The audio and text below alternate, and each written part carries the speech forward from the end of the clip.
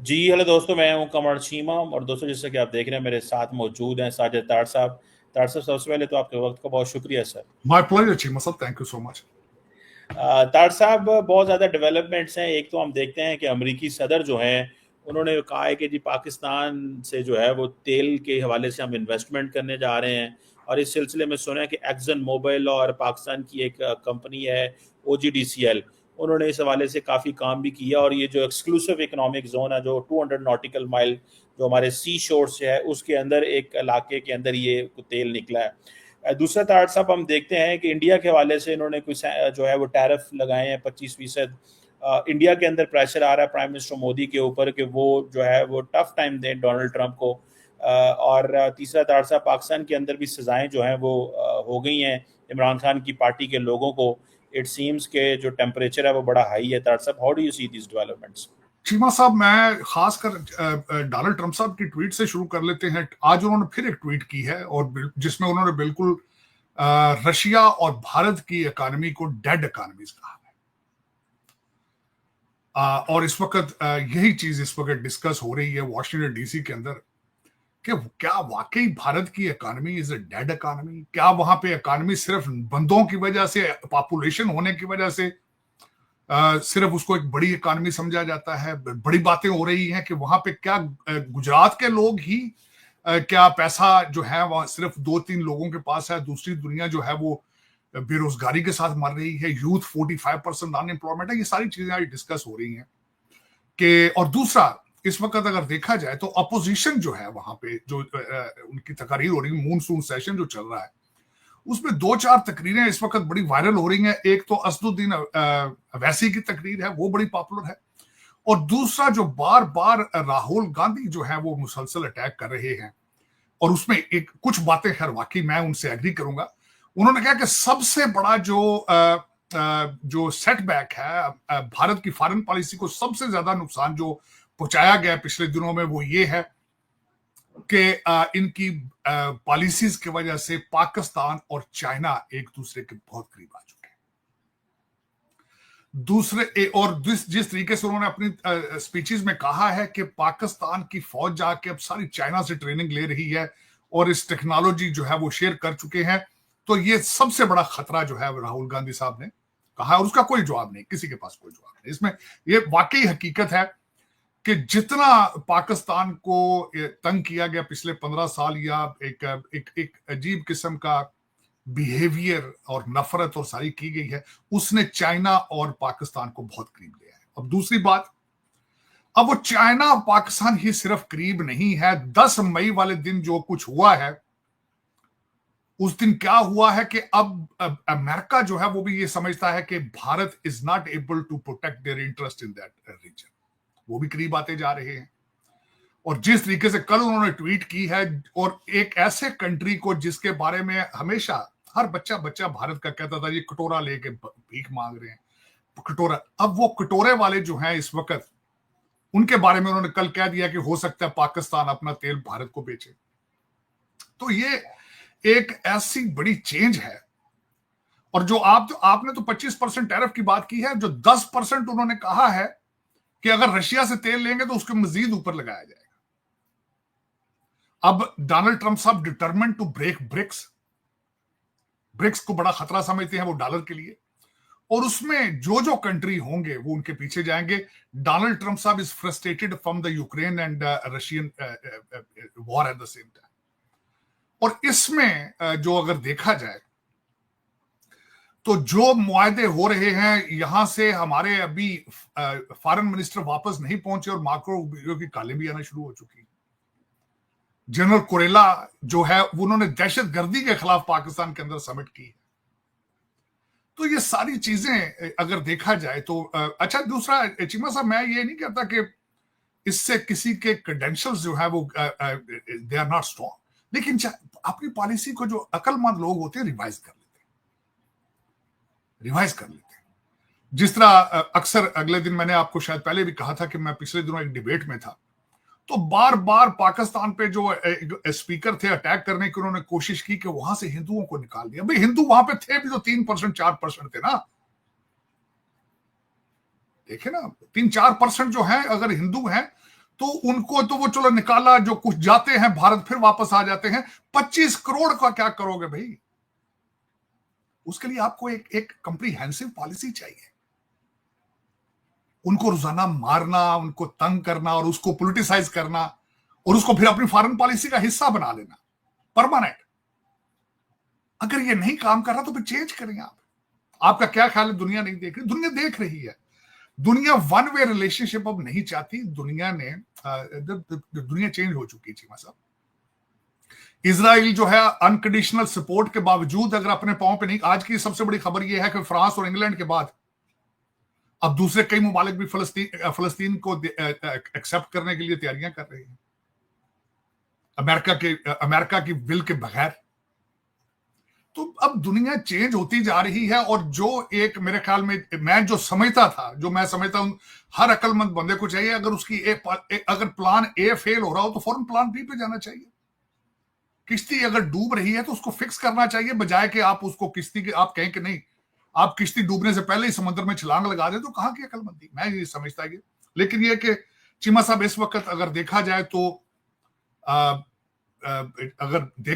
तो foreign policy Bharat की has failed, इसमें कोई शक नहीं। और वो कहते हैं अमेरिका जो है स्ट्रेटेजिकली ब्लाइंड हो गया है। ये अमेरिकन स्ट्रेटेजिक ब्लाइंडनेस है। ट्रम्प को इंडिया की कैपेबिलिटी नजर नहीं आ रही। This is what Indians are saying. वो तो कहने को क्या है, वो तो भाई सारा दिन टकरे मारना शुरू कर देते ना टीवी के ऊपर। वो तो कल एक दो मैंने देखे, वो तो इतने जज्बाती हैं कि वो तो उनका प्रोग्राम देखने के बाद तो डॉक्टर को मिलना पड़ता है। वो जो सारे जो पेरोल पे हैं, खासकर जिन्होंने गुजरांवाला लाहौर के साथ समंदर मिला दिया था, वो तो टकरे मारना शुरू कर देते। वो तो टकरे मार रहे हैं आजकल। उनको तो भाई उनका प्रोग्राम देखने के बाद तो प्रोजेक लेनी पड़ती है, उसके बाद उनका तो प्रोग्राम देखने के बाद मसाज करानी पड़ती है चीमा साहब। जिन्होंने 10 मई वाले दिन मेरे जैसा एक बंदा, मैं कि बहुत सेकुलर आदमी हूं, मैं किसी शख्स के साथ नफरत नहीं कर सकता उसके रिलीजन के बेस पर, मेरे जैसे बंदे को भी उन्होंने 10 मई वाले दिन मजबूर कर दिया है कि मैं 2 नेशन थ्योरी में बिलीव करता हूं कि हम इकट्ठे नहीं रह सकते। हम इकट्ठे नहीं रह सकते। हम एक दूसरे के हम खून देखना चाहते हैं, खून देखना चाहते हैं। तो मैं दुआ कर रहा हूं इन लोगों के लिए। ये सर चाहिए सच कहते, चीखें आए, चीखों की आवाजें नहीं आ रही लाहौर से। हमारी सेना इस्लामाबाद में घुस चुकी है भाईजान। आर्मी चीफ मुल्क छोड़ गए, आर्मी चीफ भाग चुके हैं, शहबाज शरीफ भाग चुका है, सारा वहां पे हमारी सेना घुस गई है, पर लोगों को पकड़ना शुरू कर दिया है, मस्जिदों को तबाह करना शुरू कर दिया है। चीमा साहब अभी भी शर्म नहीं आती। चले, लेकिन ये सोल्यूशन नहीं है। लेकिन मैं चीमा साहब उस दिन मैंने समझ गया हूं। मैंने बड़े बड़े अच्छे करीबी दोस्तों के रवैये तब्दील होते देखे, जो मुझे बहुत खौफ आया, बहुत खौफ। मुझे 1947 याद आ गया, उस वक्त भी यही हुआ होगा, डेफिनेटली गारंटेड। जो लोग सदियों से एक दूसरे के साथ रहते थे, वो चंद मेरे जैसे शरीफ आदमी तो फिर अंदर कमरों में घुस के बैठ गए होंगे, बाहर ही नहीं निकलते होंगे दुख से। लेकिन दूसरे आवारा भूखे लोग थे, फिर उन्हें लूटा। चीमा साहब आज तक मैं समझता हूं, आज तक डिस्कशन हो रही है, त्यारे गिरे हैं कि नहीं गिरे, त्यारे गिरे हैं कि नहीं गिरे। और यार मारो गोली, त्यारे गिरे कि नहीं गिरे, आगे चलो यार, आगे चलो। दुनिया के अंदर देखो, कल राहुल गांधी साहब ने कहा यार मैं बड़ा हैरान हूं, एक मिनिस्टर साहब ने फरमाया, कहते हैं देखें हम टेस्ट जीत चुके हैं, ये ना देखें कि पेंसिलें कितनी टूटी। और यार इससे आगे चलो, त्यारे गिरे नहीं गिरे हो, इट डजंट मैटर। मैं हमेशा कहता हूं जंगों में से जीतता कोई नहीं है, सिर्फ जो मरते हैं उनकी माएं जंगे हारती हैं, चाहे वो हिंदू हो चाहे मुसलमान। लेकिन ये लोग इस काबिल नहीं है, सेंसिटिव नहीं इतने चीमा साहब। ये लोगों के बच्चे मार के ये खुश होते हैं, ये जो खून देखने वाले ये टकरे मारना शुरू कर देते हैं ना। वो एक दो मैं नाम नहीं उनका लेना चाहता, जो टीवी पे आते हैं, जो कि इस वक्त डोनाल्ड ट्रंप साहब के खिलाफ अब लगे हैं। पहले कहते हैं कि जो हमारे चाचा सैम है, क्या वो फैसला करेंगे? और भाई वो ऑफ कोर्स वो दुनिया की सुपर पावर है, वही फैसला करेंगे, और कौन करेगा? चचा सैम के पास पहले आते थे कि अब की बार ट्रंप सरकार, तो आज वो अगर आपके साथ नहीं है तो फिर ये रवैया देखो किस तरह चाहिए। लेकिन ये इस वक्त अगर मैंने देखा है चीमा साहब, हालात ठीक नहीं, फ्यूचर जो है नजर जो मैं देख रहा हूं, देखे ना जी, पाकिस्तान हो सकता है ठीक है, आतंकवादी ये जी बड़े गलत लोग हैं, पाकिस्तान है, बांग्लादेश आपको छोड़ गया, नेपाल तो हिंदू कंट्री है, चाइना मुसलमान है, टर्की का बायकाट करते हो, चाइना का बायकाट क्यों नहीं करते हो भाई? लेकिन चीमा साहब दर हकीकत ये खुद फरेबी, इसको सिंपल कहते हैं खुद फरेबी, अपने आप को धोखा देना। तो चले कोई नहीं, अब आप बात, लेकिन और दूसरा एक हाइब्रिड सिस्टम, ये दुनिया को ये भी पता है हाइब्रिड सिस्टम है सारा, आप बात नहीं कर सकते। आप सबसे बड़ा मिसाल इस 10 मई वाले वाक्य के ऊपर मैंने बहुत कुछ सीखा। पहले मैं सुनता था कि जो चैनल हुकूमत के खिलाफ बोलता है चैनल खरीद लिया जाता है, लेकिन करण थापड़ का क्या क्या कसूर था, उसको भी क्यों FIR क्यों की उसके ऊपर? उसने बिलावल भुट्टो का इंटरव्यू किया, तो जो उसके साथ उन्होंने उसके बाद उसके साथ किया वो अंदाजा लगा। फिर चीमा साहब इतना लो चले जाना कि एक एक्टर जो है, एक आर्टिस्ट है, उसने एक पाकिस्तानी औरत के साथ काम किया है, उसकी मूवी बैन कर दी गई। कितना लो जाओगे आप, कितना लो जाओगे? चलो नए स्टैंडर्ड बनाए जा रहे हैं चीमा साहब, मजहबी बेस पे इतनी नफरत करना, लेकिन ये ना भूलना कि 25 करोड़ बैठे वहां पे, 25 करोड़ बैठे, उनको इस हद तक ना लेके जाओ कि वो वहीं पे वो एक नई मूवमेंट शुरू कर दें। चलो करेंगे, ये मुझे पता है, क्योंकि 15 साल बहुत मेहनत की गई बड़े टेक्निकल तरीके से। चीमा साहब मैंने बताया था ना कि इसको रिलीजन को जब पोलिटिसाइज किया जाता है उसके कॉन्सिक्वेंसेस बहुत खतरनाक होते हैं, बहुत खतरनाक। पाकिस्तान सफर करता रहा है अफगानिस्तान में जिहाद की वजह से, उसकी बहुत बड़ी प्राइस पे की है पाकिस्तान ने, बहुत ज्यादा प्राइस आज भी पे कर रहा है। लेकिन ये कि ये भी उसी डायरेक्शन पे जाएंगे, उसी डायरेक्शन पे जाएंगे। उसकी वजह ये है जब भी आपने रिलीजन को सियासत में घसीट के लाए हैं, नफरतें जब पैदा की हैं, वो बैकफायर करती हैं। जब भी आप नेचर के साथ गेम करते हैं, खेलते हैं, तो नेचर बैकफायर करती है, नेचर बैकफायर। अब चीमा साहब बात करते हैं, सजाओं का दौर है।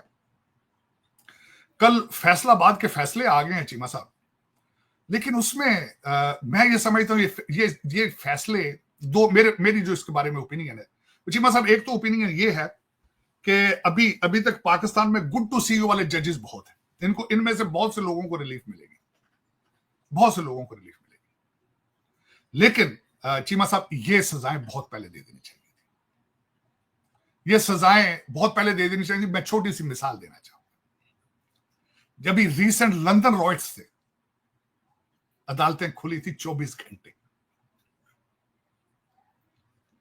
जो मेरा मुर्शद फरमाता था कि मुझसे ज्यादा गोरों को कोई नहीं जानता, वहां सजाएं दी गई। जिसने वो ट्वीट किया था या जो मैसेज किया था उसको भी सजा दी गई, और किसी जज की जुर्रत नहीं है कि उसके बाद कहें गुड टू सी यू, मेरी सास आपके प्यार में पागल होती फिर रही। तो चीमा साहब दर हकीकत ये आप, मैं कहता हूं जिस तरह पाकिस्तान चला रहे हैं इस तरह कंट्रीज नहीं चलते। जो भी एंटा स्टेट जो काम करता है उसको करार वाकई सजा देनी चाहिए, करार वाकई सजा देनी चाहिए चीमा साहब। और अभी तक वो जज वहां घूम फिर रहे हैं जिन्होंने आपके कुछ ऐसे यूट्यूबर्स को ECL के नाम से उनके निकाले थे, और इस वक्त वो आपके 5th जनरेशन वार की हदें पार कर चुके हैं, बाहर बैठे हैं, कुछ लंदन में है, कुछ अमेरिका में है। वो जज कहां है? उन जजों के उनकी अकाउंटेबिलिटी क्यों नहीं हो रही? जुडिशियल काउंसिल उनको क्यों नहीं बुला के उनको फारग करती कि तुमने ये 5th जनरेशन वार को फैसिलिटेट किया है अगेंस्ट द स्टेट? सारा दिन वो मुसलसल बैठ के एंटी पाकिस्तान प्रोपेगेंडा करते हैं, एंटी पाकिस्तान। हद है चीमा साहब, हद। अब उसके बाद जो अगले दिन एक नई चीज सामने आई है, लेकिन वो कहते हैं हमें शर्म हमको मगर नहीं आती, क्योंकि मैं इसको अब सियासी पार्टी नहीं मानता चीमा साहब। सियासी पार्टी का काम जो मैं अर्ज करना चाहूंगा, आज तक किसी सियासी पार्टी ने कोर कमांडर के घर के ऊपर अंदर घुस के आग नहीं लगाई। आज तक किसी सियासी पार्टी ने ISI के दफ्तर के ऊपर हमला नहीं किया। अब मैं छोटी सी एक मिसाल दे रहा हूं, आज मुसाद के दफ्तर के ऊपर कोई सियासी पार्टी हमला करती है, रा के ऑफिस के ऊपर हमला करती है, MI6 के खिलाफ और FBI के ऑफिस के ऊपर हमला करती है, उसके कॉन्सिक्वेंसेस क्या होने चाहिए, क्या होंगे? लेकिन यहां पे लाइट क्यों लिया जा रहा है? वो जो कहते हैं ना अनोखा लाडला, कहते हैं कि खेलने को, वो ये जो हमारा अनोखा लाडला है नंबर 804, ये स्पेशल है, ये जुआई पाकिस्तान का सारे का, ये भणूजा है, ਇਹਦੇ ਵਾਸਤੇ ਅਦਾਲਤਾਂ ਵੀ ਵੱਖਰੀਆਂ ਨੇ, ਕਾਨੂੰਨ ਵੀ ਵੱਖਰੇ ਨੇ। चीमा साहब, सियासी पार्टियां तशद्दुद पे नहीं जाती। चीमा साहब, जियाउल हक दौर में कोड़े मारे गए थे, लेकिन किसी ने ISI के ऑफिस पे अटैक करने की जरूरत नहीं थी। बेनजीर शहीद हुई थी, किसी ने ये नहीं किया। और आज मैं एक और बात करना चाहूंगा चीमा साहब, मुझे इसी चीज से याद आ गई है, कल मुझे किसी ने कैदी नंबर 804 पीरो मुर्शिद रहमतुल्लाह अलैह का एक तस्वीर भेजी है, जिसमें आरफ अलवी को मिठाई खिला रहे थे। और किस बात पे खिला रहे थे? नवाज शरीफ की सजा पे। अब मैं इनको क्या क्या इनको बताऊं? ये चीमा साहब, आप कहते हैं ये सियासी पार्टी, मैं नहीं इनको मानता। ये सियासी जद्दोजहद नहीं। सियासी पार्टियां असेंबलियों से रिजाइन नहीं करती, वो ऑपोजिशन में बैठती हैं चीमा साहब। सियासी पार्टियां अपने आइडियल जज और अपनी मर्जी के जर्नैलों के साथ हुकूमत नहीं करना चाहती। सियासी पार्टियां आर्मी चीफ को बाप नहीं बना लेती, या फिर कर्नल लियाकत हो तो पसंद है, जनरल फैज हमीद हो तो पसंद है, दूसरा जनरल पसंद नहीं। ये कौन सी सियासी पार्टी? ये सियासी पार्टी। फिर देखें नैरेटिव देखें ना, मैं हैरान हूं। कल मैं बल्कि अब सोच रहा था इस पे मैं ट्वीट को अच्छी सी बना के करूं, अपना गुस्सा उतारूं कि मुर्शिद पाक ने फरमाया था एब्सोल्युटली नॉट। हम क्या गुलाम हैं? हम गुलाम हैं? माई हलीमा सलाई मशीन वाली ने भी कहा था अमेरिका हमारा बाप है। अब वो बच्चे दो भेजे जो उन्होंने, गोल्ड स्मिथ के बच्चे जो हैं जानशीन उनके, उन्होंने यहां पे आके एक टूटे से टीवी चैनल पे कह दिया चीमा साहब कि अब अमेरिका ही है हमारे बाप को रिहा करा सकता है। अब वो अमेरिका ही है जो हमारे बाप को रिहा करा सकता है। तो तुम्हारे बाप ने तो एब्सोल्युटली नॉट कहा है। तुम्हारे बाप ने तो साइफर के ऊपर 55 जलसे किए हैं। तुम्हारे बाप ने तो कहा था कि डेविड लू ने मेरे खिलाफ कॉन्स्पिरेसी की है। लेकिन ये क्या कहते हैं? कहते वो बंदा कहते हैं जी नहीं, वो हक है, वो सच है, बाकी सब झूठ है। कहते पीरनी भी भैड़ी है। कहती वो ये सारियां स्कीमां उन्हें बनाईयां सन लुटण वास्ते। ਉਹਨੇ ਵਿਆਹ ਕੀਤੇ, ਉਹਦੇ ਪੁੱਛੇ ਬਗੈਰ ਕੰਮ ਕੋ नहीं करदा। ਉਹਦੇ ਪੁੱਛਦਾ तो बल्कि मैं चीमा साहब, बल्कि मुझे कैबिनेट के किसी बंदे ने बताया था कि कैबिनेट की मीटिंग में काली फाइल आया करती थी, जिसके अंदर पता नहीं की दम दरूद रख के भेज दी थी। लोगों की तस्वीरें अफसरों की देख देख के तो वो लोग सेक्रेटरी प्रमोट करती थी चीमा साहब। देखिए के पास। लेकिन इस वक्त चीमा साहब ये सजाएं बहुत पहले हो जानी चाहिए थी मेरे ख्याल में, और अभी भी खैर देर नहीं है, लेकिन अब एक कोशिश करनी चाहिए कि सारे पाकिस्तान को मिलके ये गुड टू सी वाले जज हैं, इनके पांव पकड़ लेने चाहिए कि पाकिस्तान को आगे चलने दो, पीछे ना लेके जाओ, पीछे ना लेके जाओ। चीमा साहब ये जो अगले दिन इन्होंने किया ना ड्रामा, फिर वो यूट्यूबर 7 दिन के पकड़े थे, नाल ही उन्होंने जजा ने कहा नहीं ऐसे नहीं, ऐसे नहीं, ऐसे नहीं। तो वो ये पता नहीं कैसे, ये कौन वो कहते हैं रूल ऑफ लॉ भी तो होना चाहिए ना इस मुल्क के अंदर। ये तो नहीं है कि जब और रूल ऑफ लॉ चीमा साहब सिर्फ पीटीआई वास्ते बने, दूसरी किसी पार्टी वास्ते नहीं बने। इन जजों को जो 30-30 साल के साइल इनके अदालतों में पेश होते हैं, उनके केसेस नजर नहीं आते। आज किसी के मकान के ऊपर कब्जा हो जाए तो 25 साल वो बंदे सड़कों पे फिरते हैं, वकीलान फीसा देते, वो नजर नहीं आते। सुप्रीम कोर्ट के केसेस जितने इस वक्त डिले देखे, कितने 60,000-65,000 केसेस ने, वो नजर नहीं होंगे। और जजों ने सियासत करनी, चीमा साहब जजों ने सियासत करनी। इन्होंने टिकट दो फिर पीटीआई इलेक्शन लड़ लेना। मैं तो कहता हूं, मैं तो खुद इस दफा इस वक्त देख रहा हूं कि, और मेरे खिलाफ है इस वक्त कई आपकी ब्यूरोक्रेसी और डिप्लोमेट सारे, क्योंकि मैं कहता हूं भाई शौक जे मुर्शिद 804 दाते रिजाइन दो उधर, वो जिनका चेक खाते हो लेते हो उनके साथ वफा क्यों नहीं करते हो? हुकूमत पाकिस्तान का चेक लेते हो तो उसके साथ वफा करो, हुकूमत पाकिस्तान के जो खिलाफ है उसके साथ खड़े हो। अगर नहीं पसंद रिजाइन करो तो जाओ, खड़े सड़क दूसरी तरफ चले जाओ। दूसरे किसने रोका भाई तुम्हें पीटीआई में जाने से? रोका किसी ने? लेकिन ये कि चीमा साहब ये वो कहते ना कि खाना कोड़ किधरे, खाना आंडे किधरे, ये तो कुछ तो बना। और इसी यही वजह आपकी चीमा साहब, आपके जज सियासत में आ चुके हैं, और जो सियासतदान है वो सियासत छोड़ गए। ये चीमा साहब जो आप काम या ते फिर जज्जां ਨੂੰ चीज़ां ਛੱਡ ਦੇਣ, ਇਹ ਜਾ ਕੇ ਦੂਜੇ ਪਾਸੇ ਕਰਨ, ਆਪਣੇ ਪੋਲੀਟੀਕਲ ਵਰਕਰ ਬਣ ਜਾਣੇ। जज्जां च बह के उत्थे अदालतां च बह के, जो मैं हैरान हूं चीमा साहब, पिछले जो इंसाफ नहीं मांगा जाता था वो भी दे दिया जाता था, साथ ही जो रिलीफ किसी ने मांगी नहीं वो भी दे दी जाती थी चीमा साहब। मुझे याद है हमारे एक बहुत मोहतरम सुप्रीम कोर्ट के जज थे खोसा साहब, वो कहते हैं आप हमारे पास केस लेकर आए, आप कहते हैं सब छੱਡ दो, हमारे पास लेकर आए, हम इस कौम के फैसले करेंगे। वो हमारा साकिब निसार साहब किधर गए? डैम बनाते बनाते खुद डैम बन गए हैं बेचारे। मैं तो हैरान हूं चीमा साहब, अपना काम करना चाहिए जिसके लिए आप तनख्वाह ले रहे हैं, जब आप फैसले कर रहे हैं, आप सिर्फ और सिर्फ सियासी फैसलों पे तवज्जो देते हैं और दूसरा कुछ नजर ही नहीं आपको आता। चीमा साहब मैं आप सर्च करना चाहिए, छोड़ें इस बात को, चलो ठीक मान लिया आप कहते नहीं जज कानून ना होना चाहिए, और कानून है चीमा साहब, और 40 अरब रुपया टीका से तो आपने उस नैब ने उसमें से उस डील बना ली। चीमा साहब चीनी के ऊपर 300 अरब रुपए का टीका पाकिस्तान को लगाया गया, उसके ऊपर जज क्यों नहीं कोई एक्शन ले रहा? ये चीनी का इस वक्त स्कैंडल है आपका बहुत बड़ा, 300 अरब रुपए का है, वो नजर नहीं आती आपको? उसमें से करप्शन नजर नहीं आ रही उसमें से? और 40 अरब रुपया खा गए आपके बैंकों के कैशियर इनके साथ मिलकर, महमूद खान और पीटीआई के, वो क्यों नहीं नजर आ रहे इन जजों को? अंधे हो जाते हैं वहां जाके। चीमा साहब पेशावर हाई कोर्ट इस वक्त लूट सेल, जो पता बंदे यार ये कैसे हो सकता है पंजाब से बंदा जाके पेशावर हाई कोर्ट से अपनी बेल ले आया? ये कानून की आप किस कानून की बात कर रहे हैं आप? अच्छा ठीक है, 3-4 दिन के लिए उसको जमानत दें, 3-3 महीने की जमानत दे रहे हैं पेशावर हाई कोर्ट वाले बैठ।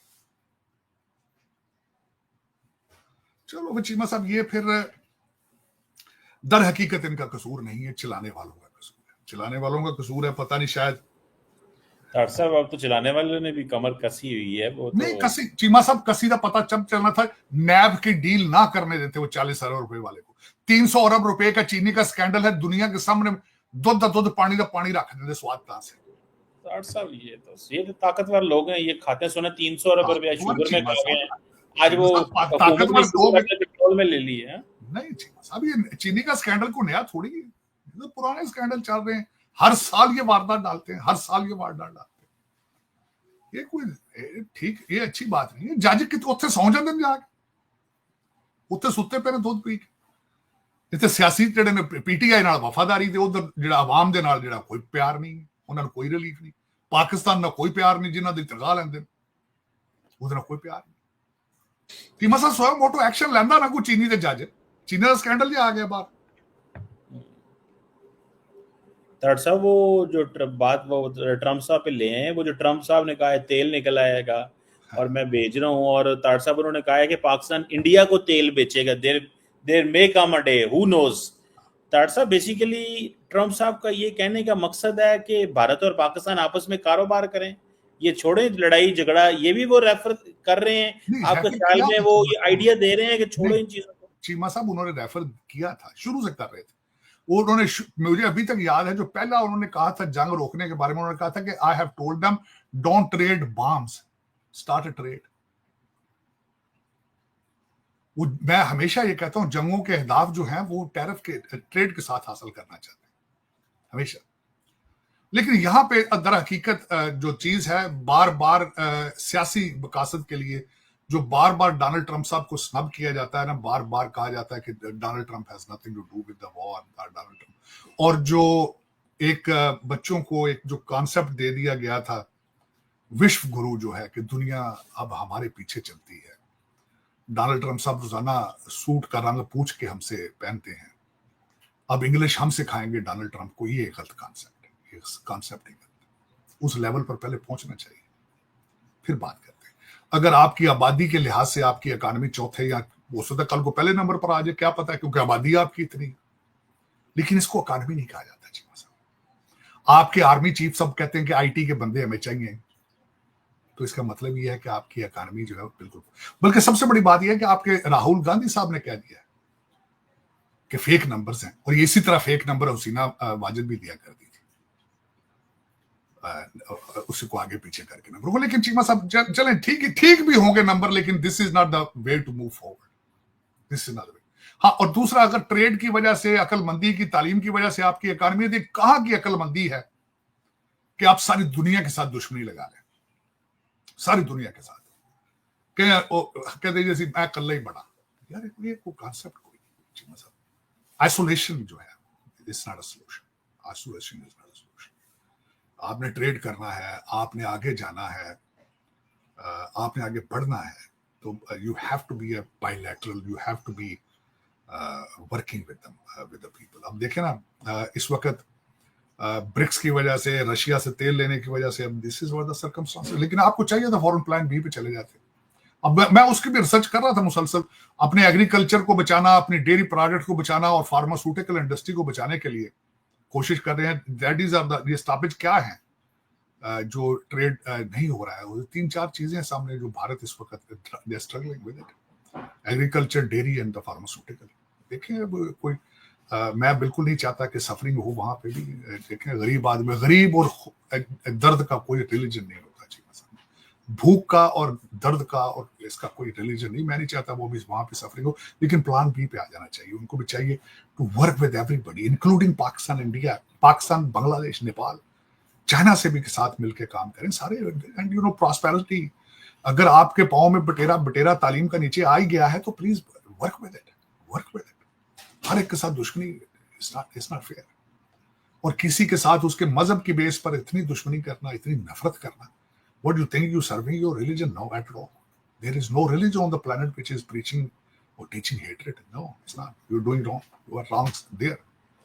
और दूसरा ये जो कॉन्सेप्ट दिया जाता है ना कि पाकिस्तान सारे जिहादी ने, मुसलमान सारे ही पैड़े ने, सारे बुरे हैं मुसलमान और सारे पाकिस्तानी बुरे, not at all, not at all. मैं डेफिनेटली रिजेक्ट करूंगा इस चीज को। लेकिन चीमा साहब इस वक्त डोनाल्ड ट्रम्प साहब डेली बेस पे दिन में 2-2 ट्वीटिंग कर रहे हैं और it is hurting politically, it is hurting India politically. देखते हैं डॉक्टर साहब क्या होता है, क्योंकि अभी आज उन्होंने वो डोनाल्ड ट्रम्प को कौन रोके और कौन पूछे। वो केट स्टार्मर के सामने बैठ के कहते हैं लंदन का मेयर नेस्टी है, वो कह रहा है मेरा दोस्त है, वो कुछ भी नहीं कह सकता।